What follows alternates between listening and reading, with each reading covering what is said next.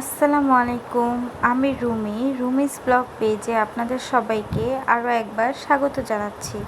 কাছে এবং দূরে, দেশ এবং দেশের বাহিরে যে যেখান থেকেই দেখছেন, আশা করছি সবাই সুস্থ আছেন এবং ভালো আছেন ইনশাল্লাহ। আমরাও আলহামদুলিল্লাহ ভালো আছি। তো চলে এসেছি নতুন একটি ভিডিও নিয়ে। মাস যেহেতু শুরু, তো মাসের শুরুতেই আমরা সারা মাসের বাজারটা সেরে ফেলি।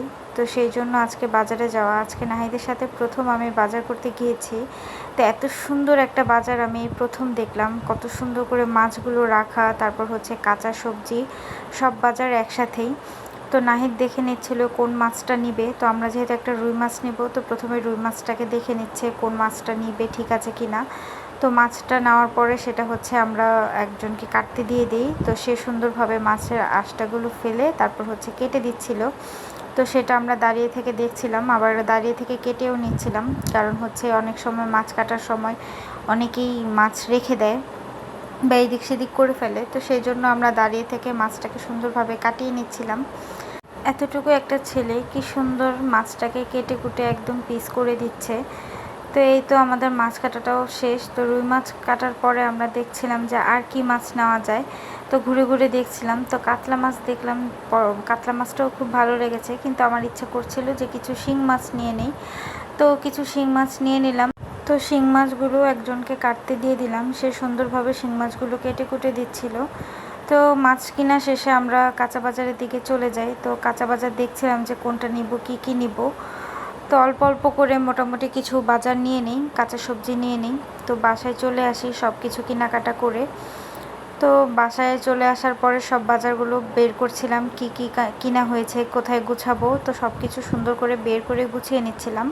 এদিকে আমি সবগুলো সবজি বের করে ফেলেছি এবং একটা একটা করে ঝুড়িতে রেখে দিচ্ছি সুন্দর করে। পেঁয়াজ, আলু সুন্দর করে পাশের ঝুড়িতে, বড় ঝুড়িতে রেখে টমেটো সব কিছু বের করে নিচ্ছি। তো এই তো একটা একটা করে আমার সব কিছুই গোছানো শেষ। কিছু চিপস কিনেছিলাম, তো সেগুলো সাইড করে রেখে দিচ্ছি। তারপর হচ্ছে আমি এই ধনে পাতাটা পলিতে রেখে গিট্টু দিয়ে দিচ্ছি, এতে করে অনেক দিন ভালো থাকবে। এটাকে সম্ভবত বিলাতি হজপাতা বলে।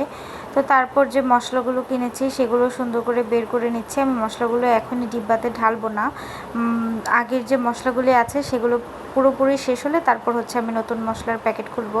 তো এই তো আমি আদা, রসুন, তারপর হচ্ছে পেঁয়াজ, আলু সুন্দর করে ঝুড়িতে রেখে দিয়েছি। তো ঝুড়িটাও আমার গোছানো শেষ, এবার রান্নার প্রক্রিয়াতে যাব। তো শিং মাছটাকে আমি একটু পেঁপের খোসা ব্লেন্ড করে তারপর ওইটা দিয়ে একটু মাখিয়ে রেখেছি। এইভাবে রাখলে নাকি শিং মাছটা পরিষ্কার হয়ে যায়। তো দেখি আজকে কীরকম পরিষ্কার হয়। তো এরপর হচ্ছে আমি রুই মাছটা ভাজতে চলে আসি।